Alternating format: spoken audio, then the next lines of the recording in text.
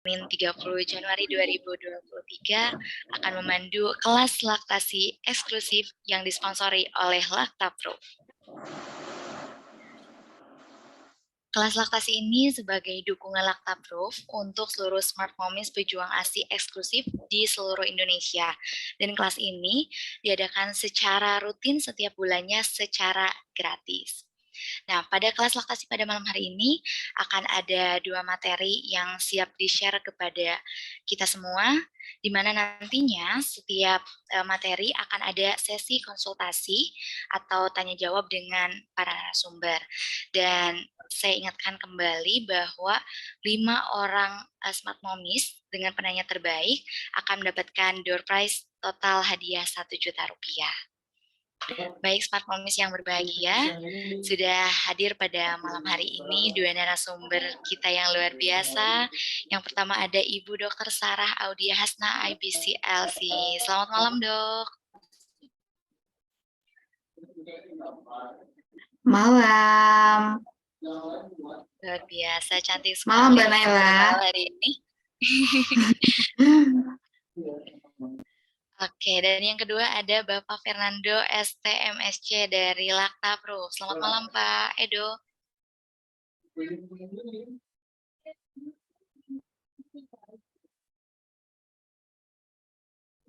Baik, sepertinya Pak Edo masih menunggu untuk join ya. Ibu dokter gimana kabarnya, sehat? Sehat, alhamdulillah. Alhamdulillah, tentunya udah siap ya buat berbagi ilmunya ke seluruh smart momies yang hadir pada malam hari ini. Oke, Smart Momies seperti yang kita ketahui bersama bahwa ASI eksklusif ini sangat penting diberikan untuk bayi usia 0-6 bulan, yang mana fungsinya itu untuk menunjang pertumbuhan, perkembangan fisik, serta kecerdasan anak. Namun memang tidak bisa dipungkiri ya bahwa tidak semua ibu itu bisa mendapatkan pengalaman yang menyenangkan saat menyusui. Ada banyak tantangan yang harus dihadapi. Nah, salah satunya ini problem ASI sedikit. Langsung aja kita akan simak materinya dari seorang konsultan laktasi dan konselor MPASI. Beliau merupakan lulusan Universitas Gadjah Mada, salah satu universitas terbaik di Indonesia ya. Dan sudah lebih dari 10 tahun sangat passionate membantu para ibu mempersiapkan menyusui, kemudian membantu menangani masalah menyusui, MPASI, dan proses penyapihan.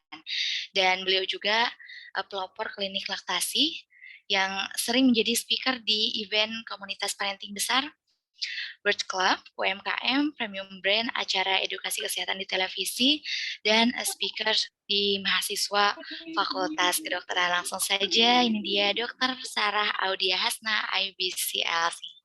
Silakan dok, waktunya 20 menit. Baik, terima kasih Mbak Naila atas kesempatannya. Terima kasih kepada Laktaproof yang sudah mengundang saya untuk yang kedua kalinya ya kali ini untuk sharing mengenai ilmu laktasi. Sebelumnya saya perkenalan dulu, tak kenal maka tak sayang. Assalamualaikum warahmatullahi wabarakatuh. Mami semua, saya Dr. Sarah Audia Hasna, IBCLC. Saya seorang dokter konsultan laktasi. Alhamdulillah tahun ini mendapat International Certified Board. Dan juga selain sebagai dokter, saya juga seorang ibu dari 2 orang putra. Mungkin tanpa berlama-lama, karena tadi agak lama masuknya, kita langsung sharing aja untuk materi hari ini yang tentang kenapa sih ASI bisa sedikit dan segala macam. Mungkin saya bisa minta bantuan kepada operator untuk share screen. Terima kasih. Oke, baik. Langsung slide pertama.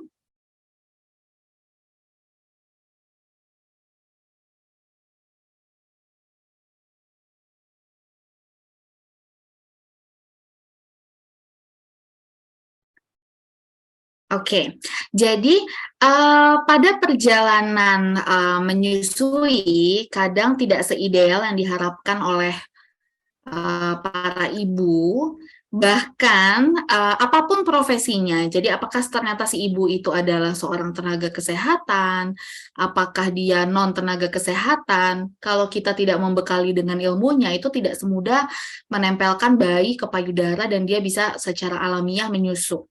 Nah, sebelum kita mengetahui kenapa sih kok ada kasus-kasus ibu yang ASI-nya keluar sedikit, nah kita perlu tahu dulu gitu. Jadi bagaimana sih ASI itu terbentuk? Bagaimana dia keluar? Kapan sih sebenarnya ASI itu keluar?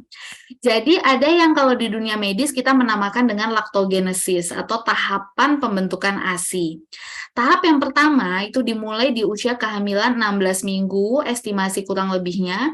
Di situ sel-sel penghasil ASI, kemudian saluran-salurannya itu dari segi jumlah itu bertambah banyak, kemudian salurannya mulai melebar, ukurannya mulai membesar.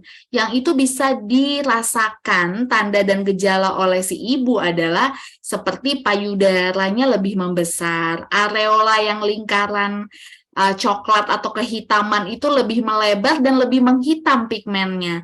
Kemudian kadang disertai dengan payudara yang rasanya nggak nyaman, agak nyeri, lebih sensitif. Kemudian putingnya biasanya agak kurang elastis, kemudian lebih mudah kering, sampai terjadi crack dan segala macam. Dan pada beberapa kasus ada yang mulai keluar putih-putih cairan itu yang namanya kolostrum. Itu tahap pertama. Pada proses tahap pertama ini sangat dipengaruhi oleh hormon ya namanya hormon prolaktin dan oksitosin. Tapi hormon ini belum boleh kerja karena masih dihambat sama hormon-hormon yang ada di plasenta, hormonnya kehamilan.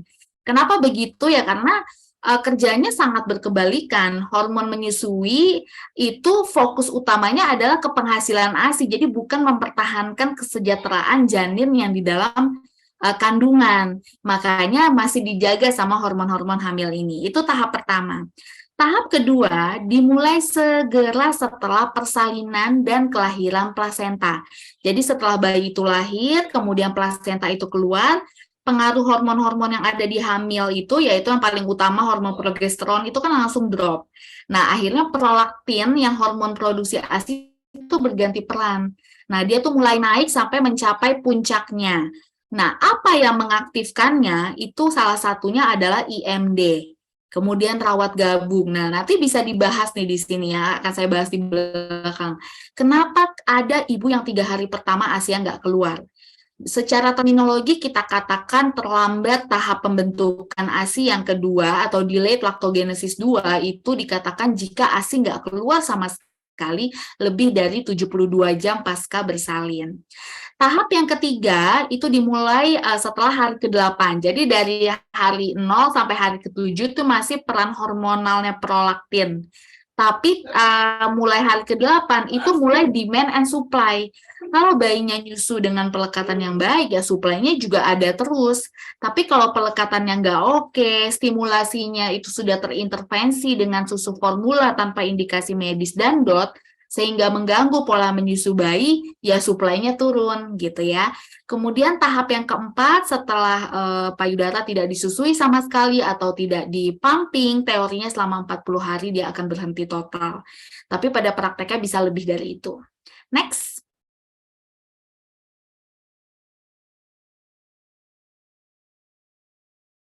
Oke, terus kenapa sih kok bisa ada kejadian ASI itu sedikit gitu ya, atau low milk supply? Kenapa bisa begitu? Penyebabnya yang pada 1 bulan pertama yang kita curigai nomor 1 adalah delayed lactogenesis 2 atau terlambatnya proses tahap pembentukan ASI yang kedua. Jadi kenapa bisa begitu? Biasanya karena ada beberapa faktor yang nanti akan kita bahas ke belakang. Apakah ada penyakit tertentu yang mendasari ibunya, ataukah stimulasinya kurang segera setelah lahir, atau ada suatu peristiwa pasca lahir sehingga menghambat keluarnya ASI.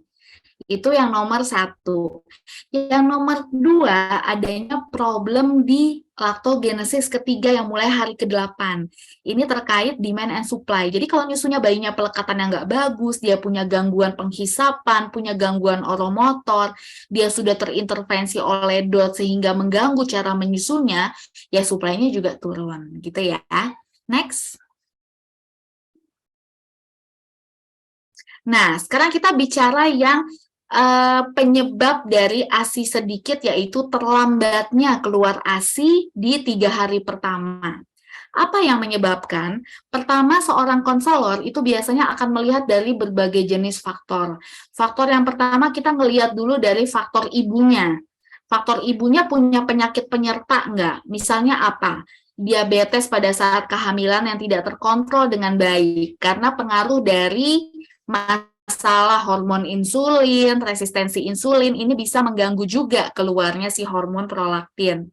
Kemudian yang kedua, hipotiroid yang tidak tertangani dengan baik, semuanya masih peran hormonal. Jadi asal muasalnya si prolaktin, oksitosin itu sama-sama dari segmen otak yang sama. Jadi kalau ada permasalahan dari core-nya, dari pusatnya ya, dia juga bisa bikin ASI-nya turunnya jadi terlambat. Kemudian kasus-kasus PCOS atau polycystic ovarian syndrome. Jadi karena ketidakseimbangan hormonal, si ibu ini agak sulit untuk mendapatkan keturunan ataupun dia akhirnya hamil, itu juga dengan perjuangan gitu atau dengan promil. Tapi nggak semuanya. Jadi nggak semua PCOS menyebabkan ASI itu terlambat keluar.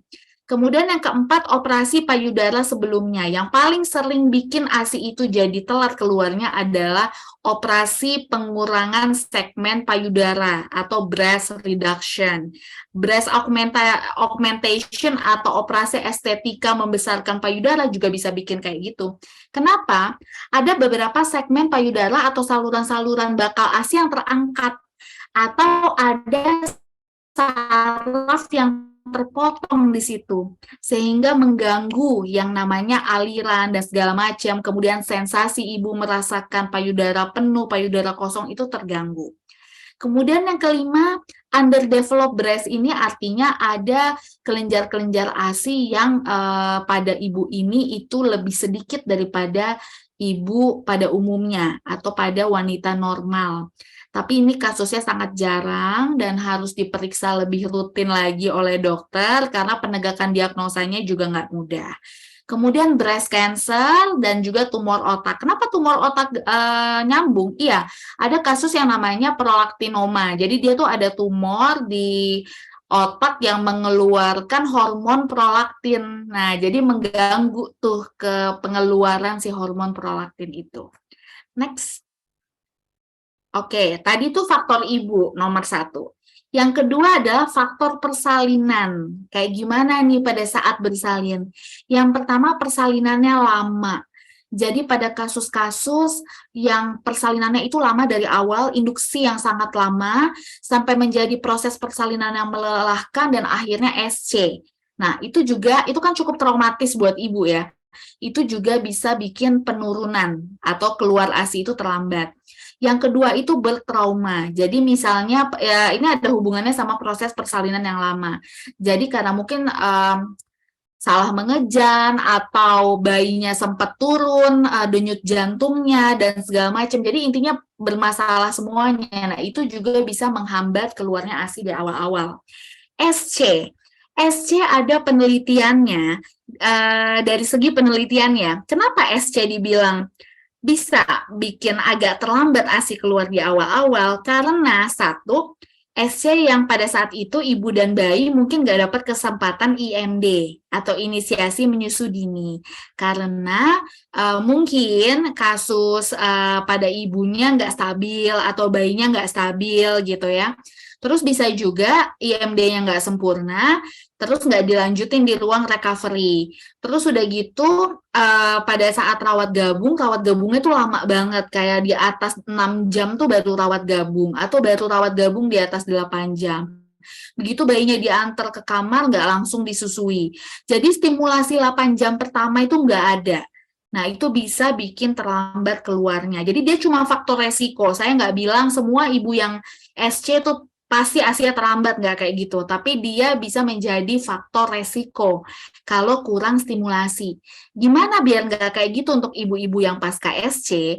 Nah, kalau nggak bisa IMD ideal, selama 1 jam, seenggaknya begitu bayi itu diantarkan rawat gabung di 6 jam pertama, itu harus langsung disusui dengan posisi dan pelekatan yang benar dan diajarkan oleh tenaga kesehatan. Jadi kalau ada ibu bidan di sini, mungkin ada teman sejawat dokter, konselor laktasi, mohon diajarkan sesegera mungkin pasca SC untuk bagaimana dia bisa menyusui dengan baik. Kemudian tidak IMD, tidak rawat gabung, tadi jelas ya, udah saya bahas, itu bikin ASI terlambat keluar. Obat-obatan saat bersalin ada beberapa obat yang bisa menurunkan atau memperlambat keluarnya ASI. Kemudian perdarahan masif pasca salin, ini biasanya erat kaitannya dengan hormonal, pengaruh hormonal, perdarahan sehingga menekan keluarnya prolaktin. Retensi sisa plasenta, adanya sisa plasenta atau sisa ari-ari yang ketinggalan di dalam rahim ibu, sehingga masih ada peran penghambatan dari hormon kehamilan, hormon progesteron, jadi ASI-nya nggak keluar cepat. Sheehan syndrome ini kasus yang sangat jarang, ini kasus perdarahan yang luar biasa pasca salin. Next. Oke, kemudian tadi kita sudah bicara faktor ibu, faktor persalinan, nah sekarang faktor bayi. Apa sih yang bikin ASI itu terlambat keluar dari faktor bayi? Pertama, bayinya dirawat di perina atau NICU. Misalnya ternyata bayi ini nggak langsung nangis begitu lahir, atau ternyata dia menangisnya merintih, atau ternyata dia gawat janin, atau dia ada nafas cepat mendadak segera setelah lahir sehingga harus dirawat pisah oleh ibunya. Kalau ibu pada 4 jam pertama tidak dimotivasi atau tidak tahu harus memerah langsung dengan tangan, padahal kondisi ibu stabil, ini biasanya bikin ASI agak susah keluarnya atau agak telat. Kemudian bayi prematur, jadi kelahiran terutama kurang dari 36 minggu dan dirawat di NICU, nah itu sehingga dia refleks hisapnya masih lemah, itu juga bisa bikin ASI terlambat keluar. BBLR juga sama, bayi berat lahir rendah terkait dengan refleks hisap. Hipotoni ini tonus otot-otot pipi, otot lidah, otot rahang bawah, rahang atasnya lemah. Jadi refleks hisapnya ikutan lemah. Makanya stimulasi ke otak untuk produksi ASI-nya juga turun. Kemudian bayi-bayi dengan kelainan kongenital. Jadi adanya masalah-masalah penyakit yang sudah diketahui pada saat kehamilan, itu bisa mengganggu. Misalnya penyakit jantung bawaan, itu bisa ganggu ya. Karena kenapa? Jadi bayinya tuh nyusu aja kadang ngos-ngosan gitu. Karena ada masalah di jantungnya, jadi itu menurunkan stimulasi ke otak juga. Dan beberapa penyakit bawaan lainnya.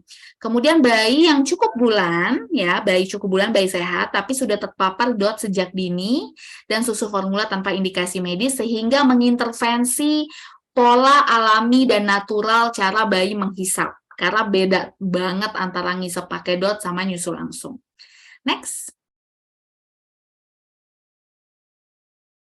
Nah, tadi kan udah yang delayed lactogenesis 2, itu ASI terlambat keluar di 3 hari pertama. Sekarang problem ASI sedikit penyebabnya pada setelah hari ke-8. Kok bisa ya dok, kenapa ya? Nah, kita bicara, kita bagi-bagi lagi. Faktor ibu. Apa faktor ibu? Nomor 1, ketidaktahuan ibu sama ayah tentang manajemen laktasi. Jadi ibu sama ayah tuh nggak tahu kalau ternyata di hari 5-7 tuh ada growth spurt loh, ada lonjakan hormon pertumbuhan yang tanda-tandanya bayi itu nyusu terus nggak selesai-selesai. Justru semakin disusui dengan pelekatan yang bagus ya, stimulasi ASI ibu akan makin naik. Tapi kalau kita nggak tahu, dipikirnya bayi ini kurang ASINya, makanya masuklah DOT dengan susu formula tanpa indikasi medis. Kemudian menyusui tidak semau bayi atau tidak sesuai tanda lapar awal. Ini ada hubungan sama yang nomor 3, menyusuinya di jadwal. Bayi itu nggak kenal jam. Dia nggak kenal per 2 jam, per 3 jam, per 1,5, per 4. Dia taunya kapan dia lapar, dia minta. Jadi kita watch the baby, kita lihat bayinya. Bayinya kapan minta tanda lapar, lihat tanda lapar di gambar, itu ada dari yang fase 1, fase 2, fase 3. Di fase yang pertama pas dia masih tenang bukanya tapi udah melet-melet, udah buka-buka mulut ke kanan ke kiri, disitulah langsung disusui walaupun belum 2 jam gitu ya. Jadi bayi itu nggak kenal jam. Terus nggak perlu juga dibatasi. Jadi kayak misalnya payudara kanan 15 menit aja, payudara kiri 15 menit. Kita nggak tahu pasti kapan ASI yang kaya lemak di akhir itu keluar. Kita nggak tahu pasti kapan. Jadi bahkan saya baca di jurnal terbaru tuh bahkan belum ada the right time-nya tuh kapan sih sebenarnya lemaknya ASI itu keluar tuh belum ada gitu. Jadi ya susui aja dia di satu payudara dengan pelekatan baik sampai selesai. Kemudian belum memahami konsep direct breastfeeding dan lebih banyak memerah. Jadi baru lahir, bayinya sehat, nggak ada indikasi untuk merah-merah, tapi ibunya lebih concern ke merah-merah. Akhirnya bayinya belum bisa nyusu sebenarnya. Terus karena kurang bonding sama ibunya, jadinya bermasalah juga di proses menyusunya. Kemudian ada sumbatan ASI, salah penanganan sumbatan ASI, sampai mastitis, sampai abses. Nah, terus udah gitu yang keenam, tinggal 5 menit, oke, dipercepat ya. Ibu sakit, bisa juga lagi pilek, nurunin produksi ASI, bisa. Obat-obatan dikonsumsi ibu, misalnya obat pilek yang isinya pseudoephedrine, itu bisa nurunin produksi ASI. Atau ibunya mengalami gangguan gizi kurang. Next.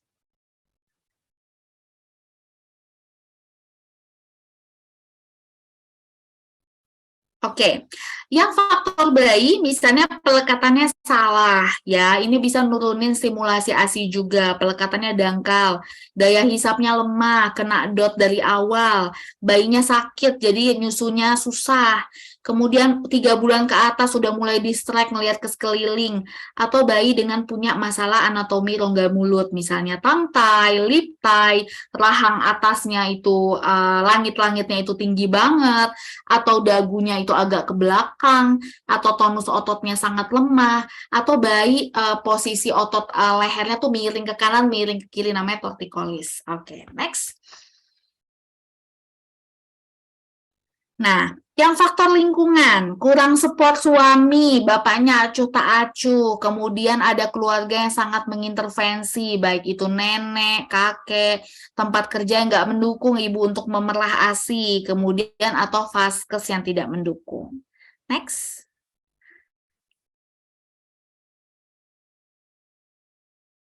Nah, terus gimana ya kita mengatasinya? Pertama kita harus identifikasi penyebabnya dulu, antara yang nomor 1 apa nomor 2 tuh. Nah, itu konsul deh. Perbaiki pelekatan bayi sesegera mungkin. Cari akses ke konselor laktasi. Lebih baik tatap muka, oke. Tapi kalau enggak bisa telemedicine via Zoom. Kalau ada media-media pemberian ASI perah yang bikin bayi menyusu langsung susah, ya di stop. Diganti ke yang lain. Prinsip pengosongan payudara, utamakan direct breastfeeding dulu, baru perah khusus untuk persiapan ibu bekerja. Kemudian jaga kebutuhan nutrisi ibu, gizi lengkap, air putih minum 8-10 gelas sehari, karena kondisi dehidrasi bisa menurunkan produksi ASI. Bijak dalam mengkonsumsi ASI booster sesuai dengan indikasi, jadi nggak berlebihan juga. Next. Nah, sekarang apa sih ASI booster? Nah, ini kan banyak beredar ya. Jadi kalau di dunia medis kita menyebut dengan Galactogok. Menurut penelitian, artinya ini adalah obat atau zat yang dipercaya bisa membantu merangsang, mempertahankan, dan meningkatkan produksi ASI. Jadi dia sifatnya suportif aja sebenarnya. Dia bukan magic pills kalau permasalahannya tidak ditemukan dengan baik. Tapi dia bisa membantu, sangat tergantung dari sugesti si ibunya. Nah, indikasinya apa? Misalnya induksi laktasi untuk menyusui bayi adopsi itu perlu banget Galactogok. Relaktasi pada kasus ASI yang sedikit, atau memang ASI ibunya memang sedikit, jadi indikasi dari dokternya ngeresepin ASI problem. Atau ibu yang terpaksa harus menjadi eksklusif pumping mother atau epping. Nah, itu biasanya butuh si ASI booster ini untuk menjaga supply-nya. Dan hati-hati pada penggunaan berlebihan, karena kalau berlebihan bisa menyebabkan sumbatan over yang ada resiko kemastitisnya tinggi. Next. Nah, tradisional Galactogok ini di lingkungan kita sebenarnya banyak. Ada fenugreek, ada daun katuk, ada daun torbangun. Kalau di luar negeri itu ada blestistel, basil, biji fennel, dan banyak lagi. Kita mau bahas yang daun katuk sama torbangun. Next.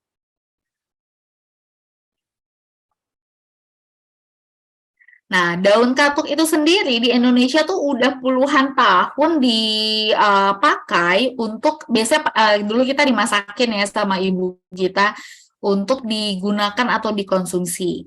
Ada penelitian yang menyebutkan bahwa kenaikan produksi ASI bisa sebanyak 50,7% pada ibu yang mengkonsumsi ekstrak daun katuk dibanding yang tidak. Jadi memang penelitiannya ada gitu ya.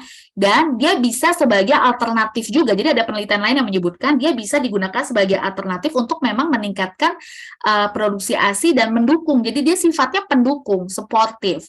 Jadi kalau sejak kalau bayinya direct breastfeeding bagus atau ibunya pemerahan juga sesuai jam-jam pada saat pemerahan bekerja oke, daun katuk ini bagus banget efeknya gitu ya.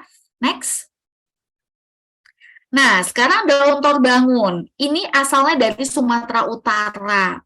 Dulu susah banget didapat daun ini. Jadi kalau dari hasil itu bisa menunjukkan bahwa si daun torbangun ini bisa membantu peningkatan produksi ASI tanpa mengganggu kualitasnya. Jadi dia lebih ke quantity, dia bisa meningkatkan kuantitas. Jadi beberapa ibu menyusui yang mendapatkan daun torbangun atau meminum suplementasi daun torbangun itu ada penelitian yang menunjukkan hasil peningkatan sebanyak 65% di volume ASI-nya sepanjang 2 minggu suplementasi. Jadi ibu itu minum dari hari keempat selama 2 minggu. Jadi hari ke-14 sampai hari ke-28 postpartum dia mengkonsumsi daun torbangun pada kasus ASI sedikit dan itu membantu diiringi dengan identifikasi penyebab kenapa ASInya bisa sedikit gitu ya. Next. Oke, baik. Sekian dari presentasi saya. Saya kembalikan kepada Mbak Naila. Terima kasih. Baik, terima kasih banyak Dokter Sarah, luar biasa sekali materinya dengan pembawaannya yang super semangat. Tentunya menambah semangat juga nih buat Smart Momies yang hadir pada malam hari ini. Dan sepertinya ini sudah mengantri sekali, Dok, pertanyaan ya, yang diajukan ke Dokter Sarah. Yang pertama ada dari Ibu Najla Azarin. Oke, kita baca. Atau Ibu Najla mau open mic mungkin? Kita langsung bacakan saja ya pertanyaannya. Selamat malam, perkenalkan nama saya Najla Azarin dari Bekasi. Izin bertanya dok, yang pertama, apakah Bu Sui yang memiliki riwayat operasi payudara dan kanker payudara survivor tidak bisa menyusui ASI layaknya Bu Sui normal dok? Bila tidak bisa, lantas solusi untuk pemberian gizi bayi itu seperti apa? Itu dulu mungkinnya yang pertama dok. Terus yang kedua, apakah Bu Sui yang mengalami baby blues dan depresi pasca melahirkan itu lebih sulit memproduksi ASI? Dan tips dong dok, cara menanganinya agar kondisi emosional ibu dapat sembuh dan normal kembali. Itu pertanyaan yang pertama dok. Oke, baik, bagus ya pertanyaannya Ibu. Jadi breast cancer atau riwayat operasi payudara sebelumnya itu memang bukan tidak bisa, tapi dia bisa salah satu menjadi pencetus adanya masalah-masalah menyusui. Apalagi kalau ibu ini ternyata sudah diangkat payudaranya salah satunya, jadi cuma punya satu payudara dan biasa ibunya lebih struggle. Tapi bukan berarti dia nggak bisa, bisa. Nah, jadi kalau ibu sudah punya masalah sebelumnya ada riwayat breast cancer dan pernah dioperasi, pada saat kehamilan anak yang ini, ibu persiapkan dengan baik. Jadi di kontak, di trimester ketiga, ibu ketemu sama konselor laktasi di kontak 1 sebelum melahirkan. Nah, di situ nanti diajarin gimana ya biar ASI itu di awal cepat keluar. Bagaimana biar kita menstimulasi cara-caranya biar dia nggak terlambat. Kalaupun ternyata terlambat, harus ditambahkan dengan tambahan ASI perlah mungkin, atau pakai ASI donor. Itu pun media yang diberikan biasanya nanti pakai selang khusus atau alat suplementer yang ditempel di payudara ibu. Jadi ibu akan tetap bisa menyusui. Saya banyak juga dapat pasien, beberapa ibu-ibu yang survivor breast cancer, bahkan hanya dengan satu payudara, dia bisa menyusui bayinya sampai usia 2 tahun. Jadi tetap bisa. Oke, kemudian yang kedua soal baby blues. Nah, memang jadi baby blues ini kan karena ketidakseimbangan hormonal pasca bersalin.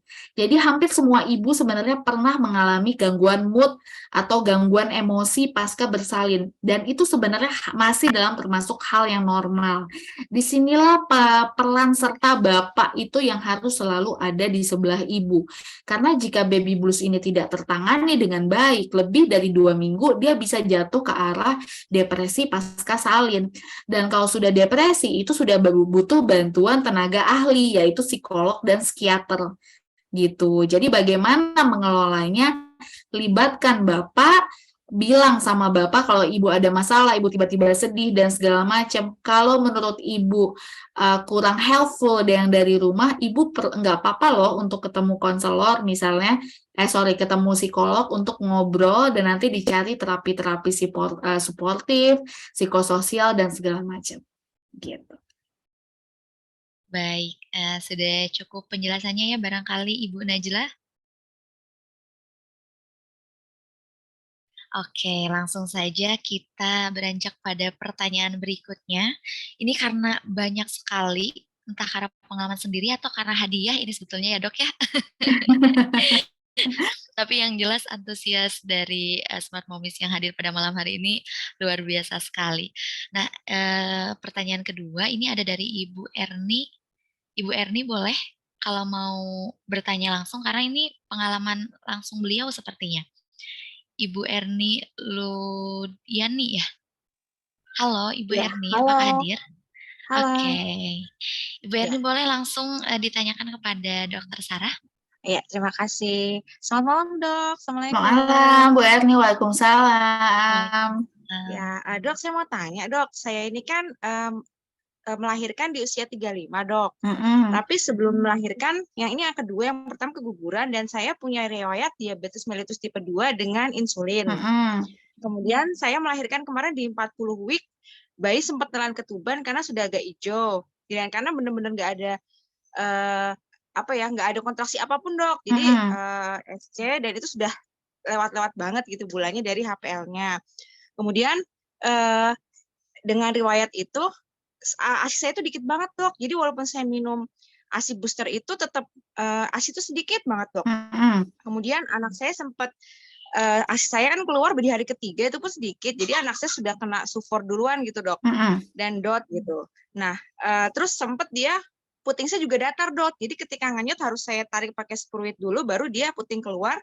Dan dia mungkin karena udah kena dot ya, Dok. Jadi menghisap itu dia bisa, tapi karena asinya keluarnya dikit banget, jadi dia kesel gitu, Dok. Kalau mau ngenyut itu nggak keluar-keluar gitu, Dok. Nah, dan di tempat saya kebetulan ada di Sangatta di Kalimantan Timur, yang memang di sini belum ada konselor laktasi yang profesional, Dok.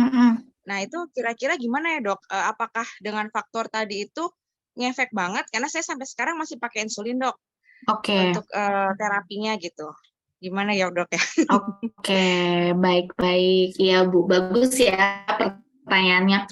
Jadi sebenarnya Ibu, kalau penelitian terbaru ya, ibu-ibu dengan diabetes mellitus pada saat kehamilan dan itu berlanjut mungkin dari sebelumnya udah punya, terus pas hamil ya masih ada gitu ya. Nah, itu sebenarnya di atas usia kehamilan 36 minggu, itu sebenarnya sih disarankan perah kolostrum. Tapi itu kan ibu udah lahir nih, udah lahiran. Itu sebenarnya disarankan perah kolostrum untuk memancing si ASI ini tetap keluar di 3 hari pertama. Dengan syarat ibunya nggak ada masalah-masalah kayak misalnya leher rahimnya nggak lemah, kemudian nggak ada penyulit-penyulit lain lah. Jadi harus izin dulu ke dokter kandungan. Habis itu nanti konselor laktasi mungkin via telemedicine bagaimana cara memerah kolostrum yang benar pada saat masih hamil di atas 36 minggu. Nanti si kolostrum itu akan diberikan kepada bayi karena bayi dengan ibu yang diabetes itu resiko penurunan kadar gula mendadaknya tinggi atau hipoglikemi. Makanya biasanya apalagi dia sempat masuk air ketuban dan segala macam. Kalau dia rawat pisah tambah-tambah lagi. Nah, tambah lagi ASI ibu nggak keluar. Karena ini sudah cukup kompleks, artinya ASI ibu terlambat lah ya di late lactogenesis 2 itu tadi, bayinya sempat dirawat, kemudian udah masuk DOT, sudah masuk SUFOR juga. Sekarang kan kita berarti tujuannya ada dua, kita mau ngeduluin yang mana, mau naikin produksi ASI ibu atau relaktasi. Nah, kalau mau relaktasi berarti kita harus lihat dulu penyebabnya apa sih gitu.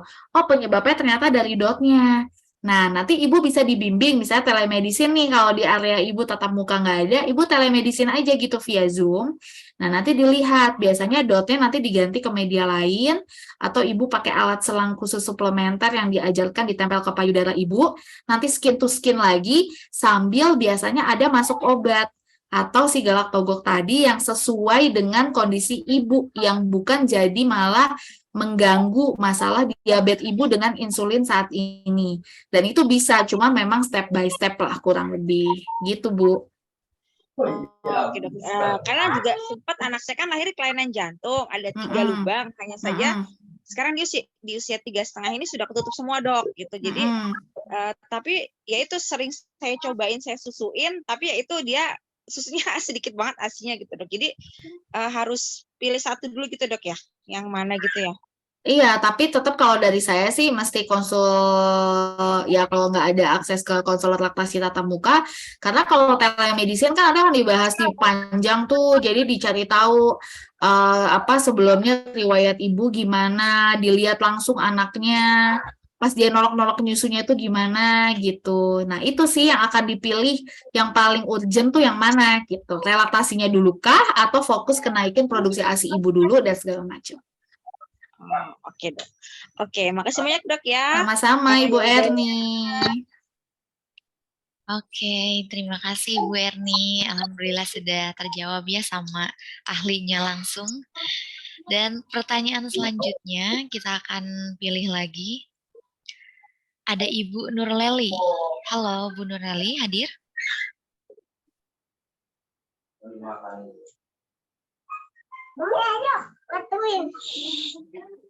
Oke, saya bacakan saja pertanyaannya. Selamat malam dok, ASI saya baru keluar di hari ketiga setelah melahirkan. Semakin hari produksi ASI di kedua payudara itu semakin banyak. Sampai hari ke-40, produksi ASI ini masih tetap banyak. Tetapi setelah divonis bahwa ada sisa plasenta tertinggal, katanya secara otomatis produksi ASI di payudara kanannya itu sangat sedikit. Mungkin efek stres ya dok. Dipompa pun tidak keluar sama sekali. Sekarang usia bayinya itu 4 bulan dan produksi ASI di payudara kanannya itu mulai bisa dipompa, tetapi tidak sebanyak yang kiri dok. Nah, yang kanan itu katanya paling banyak tuh 30-50 mili. Dan kalau yang kiri itu sekali pumping bisa sampai 180 mili. Nah, gimana caranya untuk meningkatkan produksi ASI yang payudara kanan? Oke, baik. Sebenarnya kalau baru divonis ada sisa plasenta sih harusnya nggak sampai 40 hari ya. Biasa ini saya nggak tahu nih, Ibu dikasih tahunya di umur seminggu kah, apa di umur 2 minggu gitu. Karena pasti ya berasa banget kan, ada tetap aja kalau ada sisa plasenta kan perdarahannya nifasnya lumayan gitu kan ya. Terus kontraksinya dan segala macam. Jadi mungkin stres bisa jadi, tapi kita lihat dulu bayi ibu itu full netek langsung nggak ke ibu. Dan yang perlu digarisbawahi bahwa hasil pumping itu tidak menggambarkan ibu sebenarnya memproduksi ASI bisa sampai berapa mili sih gitu. Itu tidak menggambarkan itu. Jadi kalau bayi ibu full DBF, dia yang di payudara sebelah itu tiba-tiba turun banget suplainya, mungkin karena dia tidak terbiasa nyusu di satu payudara atau nggak nyaman, pelekatannya nggak nyaman. Dia lebih suka ke payudara yang ibu sekali pumping sampai 180 itu bisa jadi. Apalagi udah 4 bulan. 4 bulan sempat nggak keluar, terus kemudian dicoba lagi 30-50 tuh sebenarnya lumayan loh, Bu.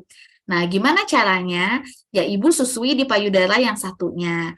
Balik lagi, skin to skinnya dideketin di payudara yang kurang disukain. Terus pas anaknya udah setengah tidur, ditawarin ke payudara itu, biar suplainya naik lagi. Gitu deh. Baik, terima kasih Dokter Sarah. Selanjutnya, sebentar saya kebingungan, ternyata banyak sekali ya yang ingin bertanya. Oke, kita pilih dulu. Dan kebanyakan memang studi kasus dari pengalamannya masing-masing ya, Dok? Mhm.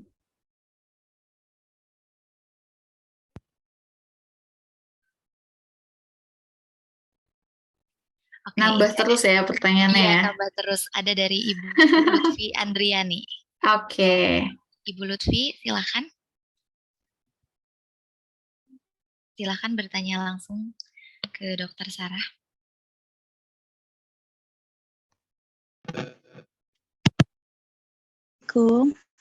Waalaikumsalam.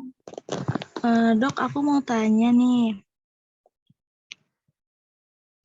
Kan waktu pas anak aku baru lahir kan full DBF. Pas 3 harinya baru keluar.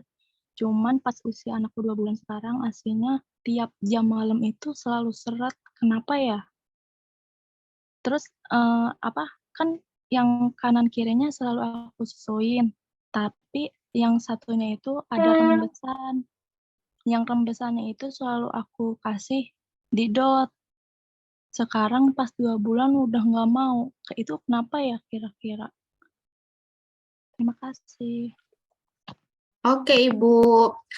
Jadi sebenarnya kalau untuk tahu kenapa pastinya biasanya saya harus periksa dulu atau konselor laktasinya mesti periksa langsung dulu tuh. Jadi dilihat langsung, diobservasi langsung bayinya pas netek ke ibu tuh pelekatannya gimana.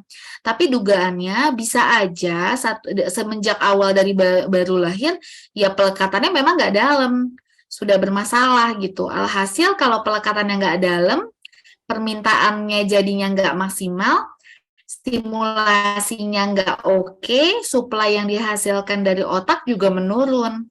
Jadinya tiba-tiba di umur bertambah 2 bulan, 3 bulan, dia udah semakin menurun gitu. Terus kalau dia nggak mau dikasih rembesan ASInya tuh tergantung. Ya mungkin dia nggak mau ASInya, apa akhirnya dia nggak mau DOT juga karena dia udah lebih memilih terbiasa dengan DBF, tapi kalau prinsipnya gini, selagi dia nyusunya sering, selagi dia ada demand, permintaannya itu stimulasinya oke, pasti suplai ASI dan produksi ASInya juga akan jalan. Tapi kenapa bisa turun? Berarti yang paling kita curigai pertama kali adalah di pelekatannya. Itu nomor 1. Yang lain-lain itu harus diperiksa langsung, Bu. Apakah ada masalah gangguan penyerapan? Bisa ternyata ibunya anemia, bayinya akhirnya anemia juga karena kadar zat besi dalam ASI yang menurun. Nah, itu nggak bisa tebak-tebakan sih. Jadi mesti dilihat langsung, diperiksa langsung. Apa ada kecenderungan alergi atau penyakit-penyakit lain yang menyertai gitu. Baik, Dok. Terima kasih. Sama-sama, Ibu. Baik, terima kasih sudah cukup jelas ya Ibu Lutfi. Ini ada yang raise hand, Ibu Eka boleh mau bertanya? Terakhir mungkin ya. Halo Ibu Eka.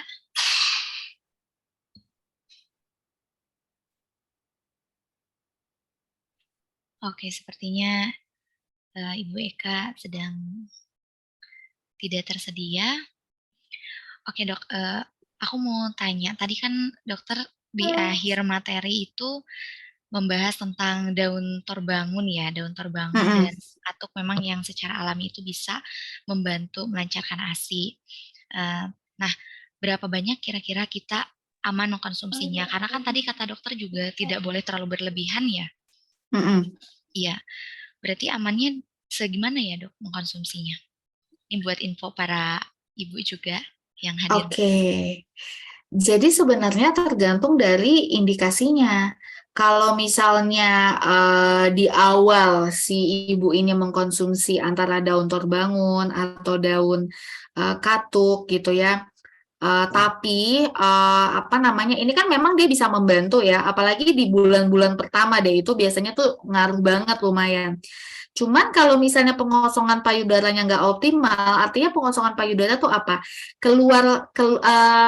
diproduksi sama keluarnya ASI gitu. Jadi kayak sirkulasinya keluarnya ASI itu nggak optimal, bayinya nggak direct breastfeeding dengan baik, pelekatannya bermasalah, atau si ibu ini proses pemerahannya juga nggak oke, atau overstimulasi. Nah, overstimulasi ini apa sih? Jadi semenjak baru lahir, habis DBF dipaksa perah, habis DBF dipaksa perah, per 2 jam dipompa, padahal nggak ada indikasi. Akhirnya kan jadi over. Ditambah booster jadi nambah lagi, dia kan nambahin produksi, padahal pengeluarannya juga nggak jalan, alhasil malah jadi sumbatan ASI.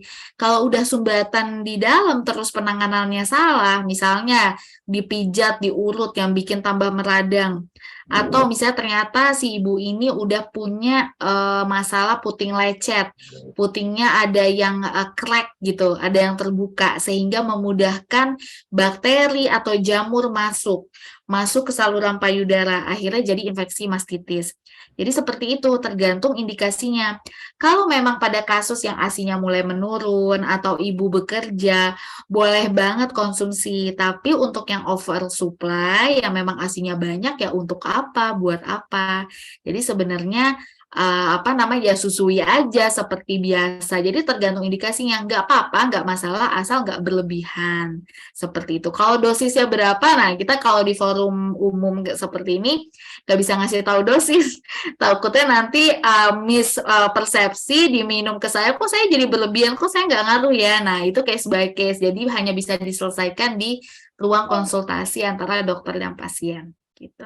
Oh, seperti itu, Dok. Baik, tetapi memang untuk daun terbangun dan katuk ini sudah terbukti berkhasiat ya, Dok ya? Betul, berkhasiat. Jadi dia sifatnya bisa membantu. Oh, seperti itu. Baik, terima kasih banyak Dokter Sarah atas ilmunya. Sama-sama, Mbak Naila. Buat Smart Momis yang belum kebagian bertanya, mungkin bisa nanti di sesi 2 ya. Seperti yang barusan sudah dijelaskan bahwa ternyata khasiat daun terbangun dan katuk ini sangat luar biasa nih untuk membantu melancarkan ASI bagi ibu-ibu yang memiliki problem ASI syarat. Nah, di sesi berikutnya sudah hadir bersama kita yang akan membahas dan bicara lebih jauh tentang khasiat dari daun terbangun dan daun katuk untuk melancarkan ASI. Langsung saja saya persilakan Bapak Fernando STMSC. Silakan Pak. Baik, bismillahirrahmanirrahim. Assalamualaikum warahmatullahi wabarakatuh. Baik, ini ilmu yang luar biasa ya dari dokter pada malam hari ini. Mudah-mudahan materi saya nggak lama-lama, materi saya paling 5-10 menit ya. Nah, tadi melengkapi apa yang sudah disampaikan oleh dokter Sarah. Mudah-mudahan apa yang disampaikan dokter Sarah tadi bisa bermanfaat ya, terutama buat ibu-ibu yang sedang mengalami problem ya, terutama problem ASI tidak lancar. Nah, ini juga tadi Mbak Naila sebut ada kendala ya. Ini yang hadir tadi sempat terbatas gitu ya, tapi alhamdulillah nih sudah mulai nambah. Nanti nggak usah khawatir, kita akan adakan kelas laktasi lagi Mbak Naila. Jadi mudah-mudahan nanti kita bisa adakan rutin ya.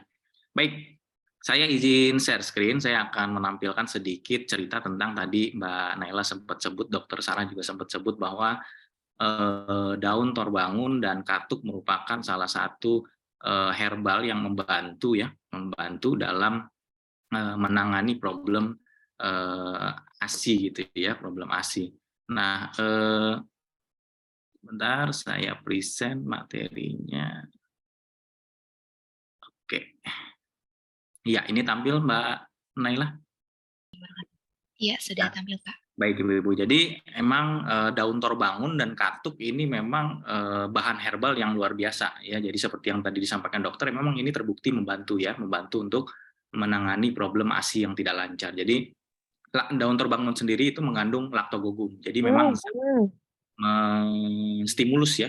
menstimulus hormon ya untuk menghasilkan ASI biar lebih banyak. Tapi jangan salah ya, tidak hanya cukup dengan meminum atau memakan torbangun, tapi juga harus adanya tadi metode pengosongan payudara mungkin ya, yang tadi disebutkan oleh dokter, itu juga cukup penting. Nah, yang kedua yaitu juga daun katuk yang merupakan memang sumber dari asam esensial dan vitamin untuk nutrisi ASI. Nah, ini kedua bahan ini jika digabungkan memang merupakan dua formula yang sangat pas ya, dan sangat berkhasiat untuk membantu melancarkan ASI, terutama bagi ibu-ibu yang memang sedang punya problem ASI ya. Bahkan dua bahan ini itu sudah masuk dalam list formularium Badan POM. Jadi memang di bukunya Badan POM itu daun torbangun dan daun katuk itu sudah menjadi list ya, bahwa ini adalah bahan asli Indonesia yang memang bermanfaat sebagai lactagogum gitu ya. Jadi dulu mungkin yang terkenal daun katuk, tapi sekarang sudah mulai menyamai nih bahwa khasiat dari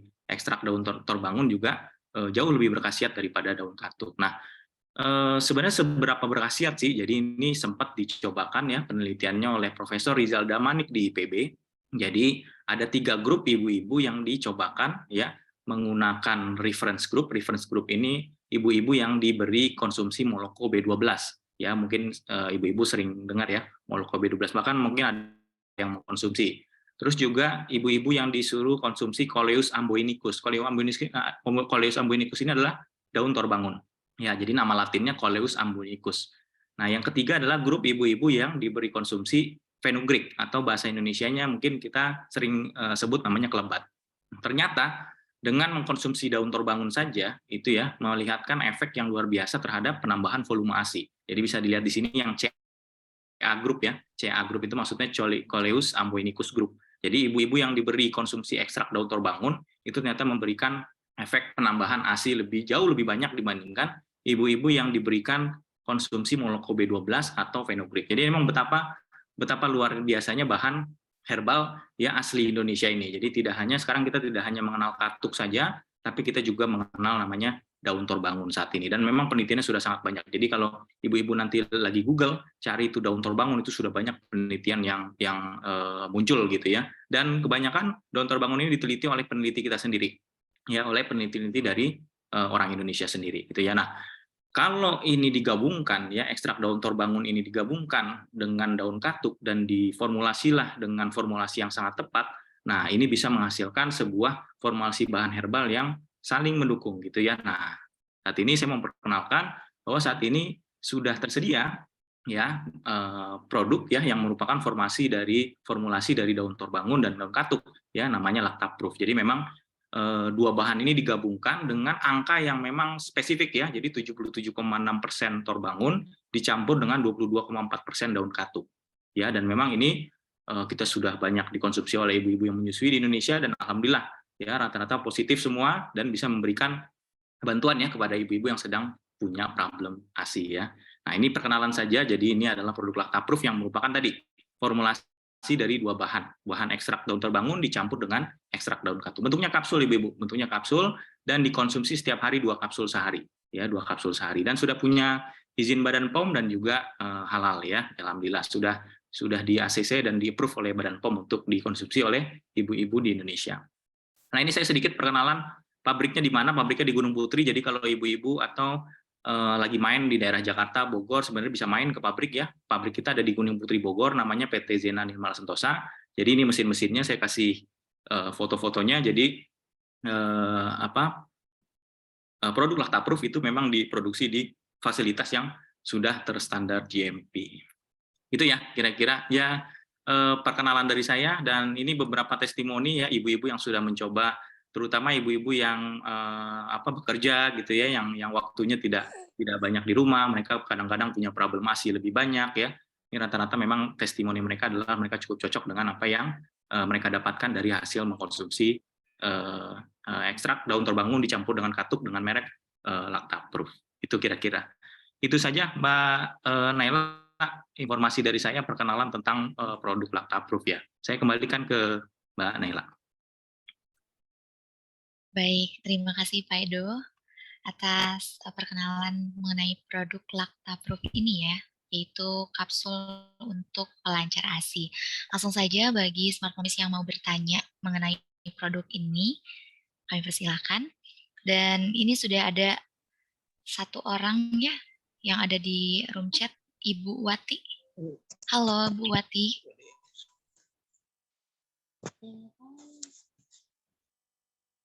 Halo Bu Wati. Apakah mau bertanya langsung kepada Pak Edo?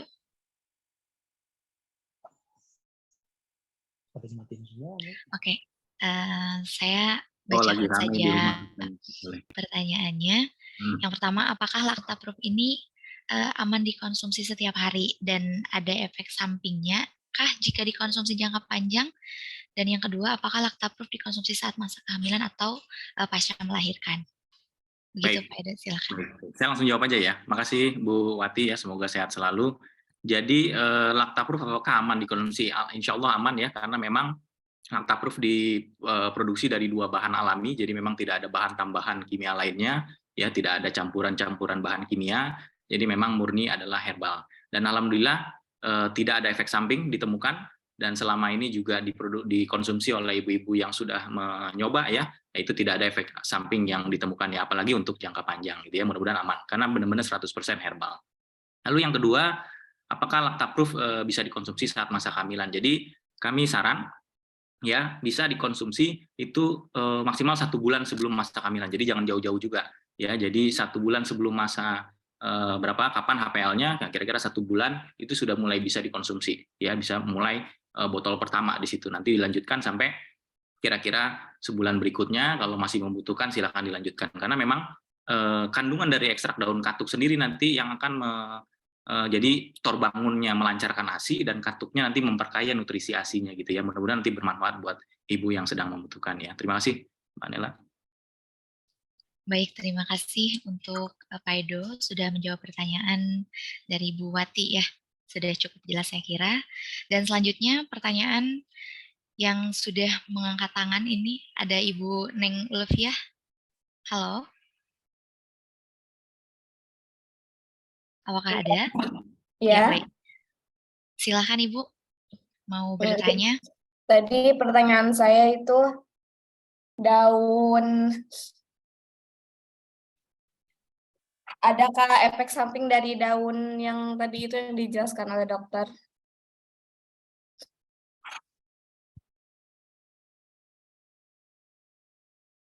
Ya, untuk efek sampingnya tadi sudah dijelaskan, mungkinnya ini pertanyaannya hampir mirip dengan pertanyaan yang pertama. Oh ya. Jadi aman, dan bagi yang sudah mengkonsumsi itu ternyata tidak ada efek sampingnya. Begitu Ibu. Ada lagi yang mau ditanyakan Ibu?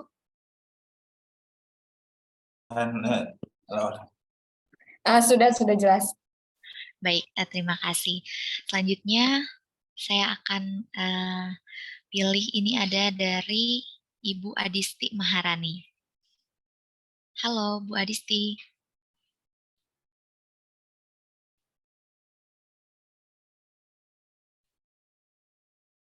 Oke, saya bacakan saja.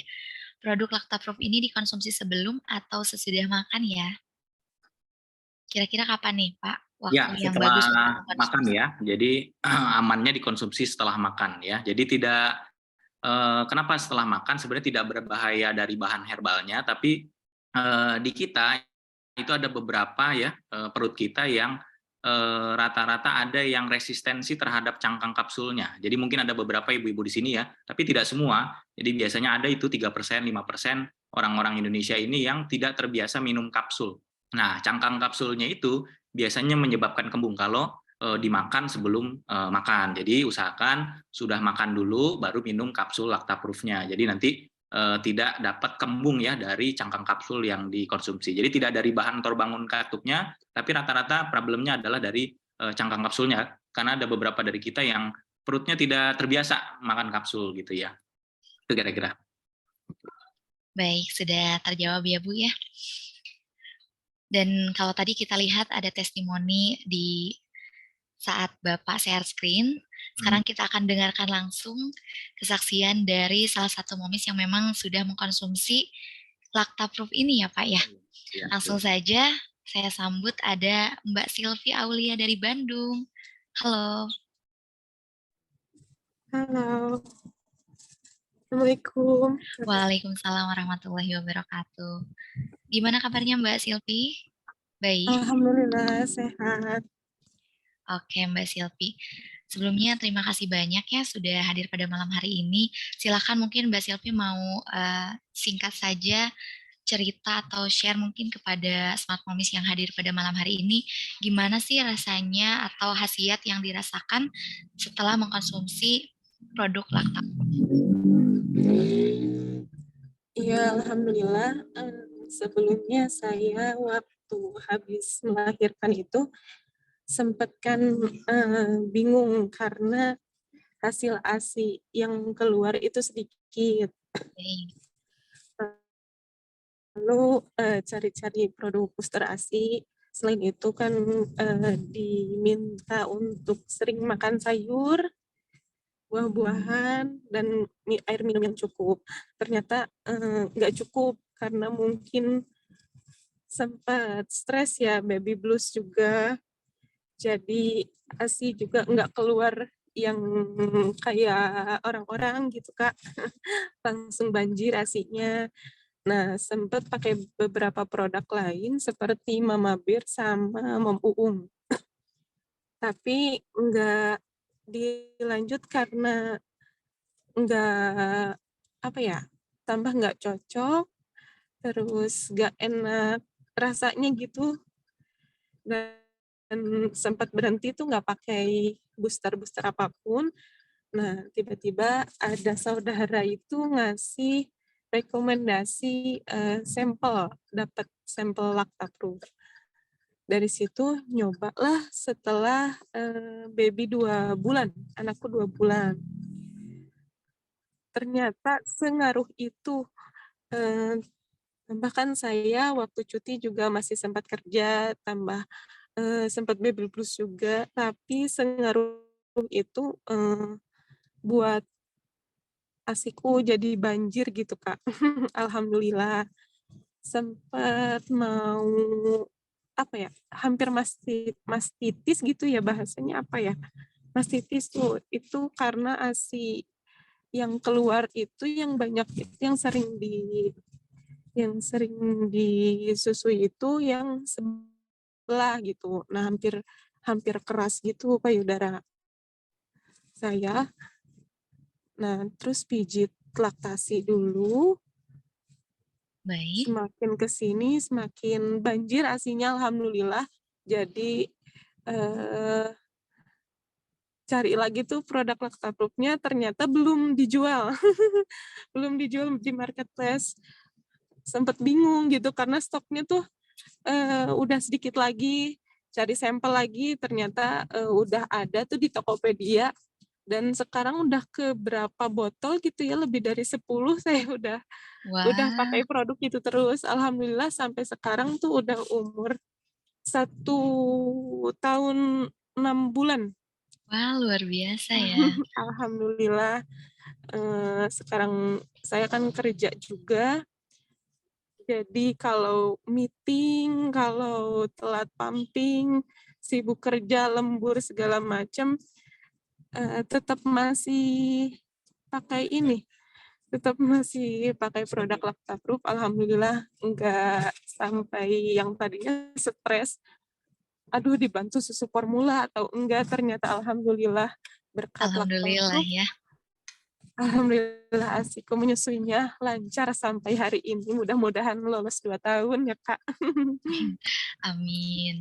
Kalau sekarang berarti sudah tidak pusing lagi ya, Bu Sylvia? Udah, alhamdulillah. Baik. Berarti sudah berapa lama kira-kira Bu Sylvia mau konsumsi? Kalau sudah habis 10 botol sih sudah lama ya. Iya, udah. Udah, karena ada di Tokopedia.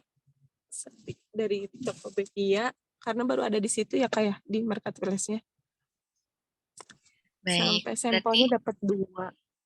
oh, seperti itu. Baik, Dapat 2 berarti kali. Ya. mungkin boleh kasih tips atau pesan nih buat Smart Momies yang hadir pada malam hari ini yang mungkin pernah memiliki experience atau pengalaman yang sama dengan Bu Sylvie. Aduh, bingung. Yang ya alhamdulillahnya mungkin apapun apa ya, Permasalahannya mungkin. apapun masalahnya mungkin sama kitanya juga jangan stres gitu Kak, minum air yang cukup juga, sama harus happy, pertama harus happy, terus support dari suami juga karena kan sering begadang ya. Sering begadang, terus mood-nya naik turun. Tambah booster itu memang perlu Kak, karena serajinnya dan rutinnya kita makan makanan yang bergizi pun, kalau bagi aku sih boosternya masih perlu kalau buat aku gitu Kak. Pakai Lactaproof, alhamdulillah Silvi mah cocok banget gitu Kak. Baik, terima kasih banyak Ibu Silvi atas testimoninya ya dan sudah share pengalamannya ini kepada Smart Momies yang hadir pada malam hari ini. Ternyata memang berdasarkan pengalaman Bu Silvi yang telah mengkonsumsi Lactaproof ini ternyata berkhasiat ya Ibu-ibu. Alhamdulillah. Nah, sekarang saya akan ada satu penanya lagi ini dari Ibu Dini. Katanya untuk produk Lactaproof sendiri itu dijual di e-commerce mana ya Kak dan Pak Edo? Mungkin Pak Edo yang akan jawab. Terima kasih. Dan ada promo atau enggak nih Pak? Biasanya kalau ibu-ibu kan para pejuang promo gitu ya Pak. Iya. Jadi memang tersedia di marketplace, tapi khusus buat ibu-ibu yang hadir pada malam hari ini ada promo nih ya, ada promo, ada harga promo yang nanti bisa dimanfaatkan, jadi nanti bisa coba langsung order gitu ya. Cuman sebelum itu saya ngelihat ada pertanyaan yang menarik nih dari Bu Devi, boleh saya jawab dulu kan nih, Mbak Nela? Baik, boleh Pak, silakan. Devi Nur Indah ya. Jadi dari Citrap Bogor, oh deket sama pabriknya Lactaproof. Oh, ya, tetanggaan ya Pak ya? Di Bogor ya benar. Nah, ini kalau dia nggak bisa minum kapsul atau tablet, jadi memang ada ya orang-orang yang nggak tahu nih, nggak bisanya karena takut nelen, ada ya. Jadi takut nelen itu dia pokoknya stres aja ya kalau minum kapsul, minum tablet itu takut kesedak gitu ya. Ada juga yang takut karena memang alergi. Jadi ada tuh orang-orang ya, hanya sekian persen di dunia ini orang yang alergi terhadap komponen kapsul biasanya. Nah, gimana caranya? Caranya nggak apa-apa, itu sebenarnya rasanya nggak pahit. Jadi nanti kalau beli Lactaproof itu tinggal dibuka kapsulnya, lalu nanti powdernya, tepungnya itu ditaruh di sendok. Ya, nanti dikasih air sedikit lalu diminum. Jadi nggak masalah. Jadi misalkan nanti nggak nyaman pakai kapsul, gitu ya, bisa dibuka, ya gampang kok itu, buka kapsulnya, nanti powdernya ditaruhin sendok, kayak anak-anak minum puyer lah ya, Mbak Nela ya. Nah, mudah-mudahan membantu. Ya, jadi saya tadi cukup terharu tuh dengar cerita dari Mbak Silvi. Mudah-mudahan sehat terus ya Mbak Silvi. Jadi saya lega rasanya kalau produk asli Indonesia itu bisa memberikan manfaat buat orang banyak ya. Saya benar-benar bangga jadinya gitu ya. Baik, tadi pertanyaan Mbak siapa tadi? Sorry, Mbak Nela, yang bisa beli di mana tadi? Bu Dini. Nah, ini saya bisa tampilkan. Jadi khusus ibu-ibu yang hadir pada malam hari ini dan memang punya masalah yang sama nih sama Mbak Silvi gitu ya, kayak tadi cerita, aduh udah mulai stres nih, jangan stres, tenang ya tadi kata Mbak Silvi, jangan stres, banyak minum air putih dan banyak makanan-makanan bergizi ya, dan jangan lupa nanti tambah dengan ASI booster. Nah, promo khusus ya, jadi ini tapi tidak di marketplace, jadi ini khusus order melalui WhatsApp ya. Jadi Lactaproof isi 60 kapsul bagi ibu-ibu yang hadir pada malam hari ini itu bisa membeli Lactaproof dengan harga ya ada diskon 3% ya. Jadi Rp207.000. Nanti bisa menghubungi admin yang nomornya kemarin ngundang ibu-ibu untuk hadir pada hari ini ya. Itu namanya Mbak Putri. Nanti bisa kontak ke nomor itu bilang mau order. Nah, nanti kode promonya masukin. Jadi nanti ditanya sama Mbak Putri, kode promonya apa? LACT 301. Ya, masukin supaya nanti dapat potongan harga 207.000 gitu ya. Nah, terus rata-rata ibu-ibu yang mencoba itu biasanya dia akan coba dari sebulan sebelum atau dia akan coba untuk beberapa bulan penggunaan biasanya. Jadi bagi yang punya problem bisa konsumsi dari 1 bulan sebelum melahirkan sampai nanti 2 bulan setelah menyusui, silakan. Nah, bagi ibu-ibu yang mau coba langsung beli 3 botol, itu ada promo khusus ya, potongan harga sampai 30.000 dan nggak bayar ongkir lagi, jadi free ongkir. Jadi ibu-ibu yang mau coba langsung 3 botol, langsung bisa beli free ongkir ya, dengan harga 615.000. Harga awalnya 645.000, jadi ada potongan sekitar 30.000. Nah, kode promonya sama, LACT 301. Ya, nah kemana belinya? Nggak perlu cari-cari di marketplace, karena di marketplace belum ada promo seperti ini. Ibu-ibu bisa langsung ke nomor WA-nya Mbak Putri yang kemarin ngundang ibu-ibu untuk hadir pada malam hari ini. Ya, langsung bilang di situ saya mau coba. Silakan nanti dibeli nanti dibikinkan pesanannya, nanti dikirim ke alamat ibu-ibu semua.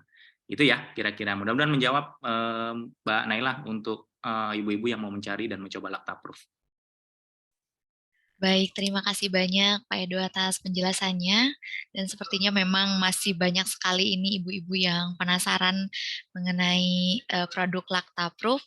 Tapi berhubung waktu sudah malam dan mungkin di beberapa daerah ini sudah larut malam sekali. Makanya buat Smart Momies yang belum berkesempatan untuk bertanya ataupun mendapatkan jawaban dari pertanyaannya, bisa langsung join saja di grup Telegramnya. Karena di sana akan kita share info seputar kelas laktasi yang memang rutin diselenggarakan setiap bulannya oleh Laktaproof. Baik, dan tadi di awal saya informasikan bahwa 5 pemenang pada malam hari ini akan mendapatkan hadiah. Langsung saja, ini sudah ada namanya di tangan saya dari admin Laktaproof. Hadiahnya apa Mbak Naila? Ya, untuk hadiahnya adalah door prize dengan total hadiah Rp1.000.000 untuk 5 orang. Jadi nanti masing-masing akan mendapatkan Rp200.000. Yang pertama ada Ibu Najla Azarin. Yang kedua ada Ibu Erni Lutfiani. Yang ketiga ada Ibu Nurleli. Yang keempat ada Ibu Adisti Maharani, dan yang terakhir ada Ibu Devi Nur Indasari. Luar biasa sekali untuk Smart Momies yang barusan namanya disebutkan sebagai pemenang. Silahkan untuk di kolom komentar, di kolom chat, tuliskan nomor teleponnya ya, karena akan kita hubungi dari admin. Nah, ini sudah ada list pemenangnya. Bisa dilihat di share screen. Yang pertama ada Ibu Najla Azarin, yang kedua Ibu Erni, yang ketiga ada Ibu Nurleli, yang keempat Ibu Adisti Maharani, dan yang kelima Ibu Devi Nur Indasari. Luar biasa.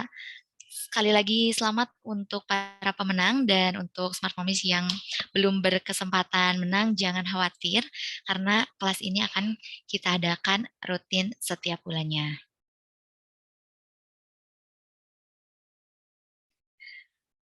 Baik, Smart Momies semuanya, demikianlah telah kita simak bersama seluruh materi pada kelas laktasi eksklusif malam hari ini. Sekali lagi bahwa kelas laktasi ini rutin diselenggarakan setiap bulan oleh Laktaproof secara gratis dalam mendukung kampanye ASI eksklusif bagi para ibu di seluruh Indonesia. Dan kami informasikan kembali untuk para pemenang, jangan lupa di room chat silahkan tuliskan nomor teleponnya karena akan kami hubungi oleh admin. Dan jangan lupa nih buat Smart Momies semuanya, nomor admin yang kemarin meng-invite ibu-ibu di save, dan jangan lupa untuk join ke grup Telegramnya, karena nanti di grup itu akan kita informasikan seputar kelas laktasi berikutnya. Dan buat Smart Momies yang hadir pada malam hari ini, silahkan mengajukan sertifikat digital, boleh via Telegram ataupun via WhatsApp ya, langsung kepada admin. Sekali lagi terima kasih banyak untuk narasumber yang pada malam hari ini sudah share ilmunya untuk kita semua. Terima kasih Dokter Sarah. Apakah masih ada Dokter Sarah? Ya, sekali lagi kami ucapkan terima kasih banyak untuk Dokter Sarah. Kemudian terima kasih banyak juga untuk Bapak Fernando. Tentunya ilmu yang telah di-share kepada kita semua akan sangat bermanfaat. Khususnya untuk Smart Momies nih yang pada malam hari ini sudah hadir. Baik, kalau begitu kita akhiri saja pertemuan pada malam hari ini. Saya Naila Sri Sukma Ayu pamit undur diri. Wassalamualaikum warahmatullahi wabarakatuh. Waalaikumsalam warahmatullahi wabarakatuh. Sehat-sehat ibu-ibu semua. Assalamualaikum. Waalaikumsalam warahmatullahi wabarakatuh. Terima kasih ibu-ibu seluruhnya. Ya, sama-sama. Sampai jumpa di kelas laktasi berikutnya ya ibu-ibu. Jangan lupa join Telegramnya. Iya. Jangan lupa juga yang mau order langsung sekarang, soalnya lagi ada promo.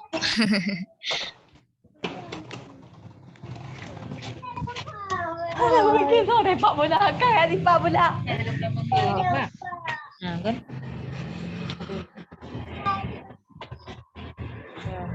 Aduh, pokoknya yang nyoning baru berarti ya. yang gebu-gebu.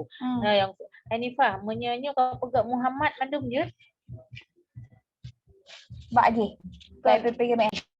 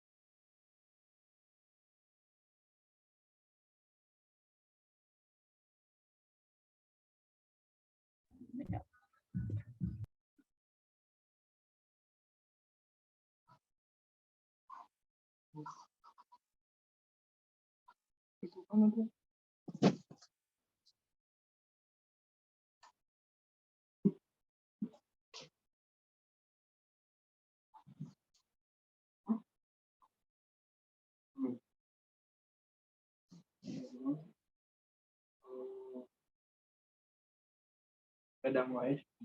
Nah, mana udah mau sekali mentak. Kalau jadi kasihangan, ini apa yang aku nggak tahu lah nanti udah tahu. Cuma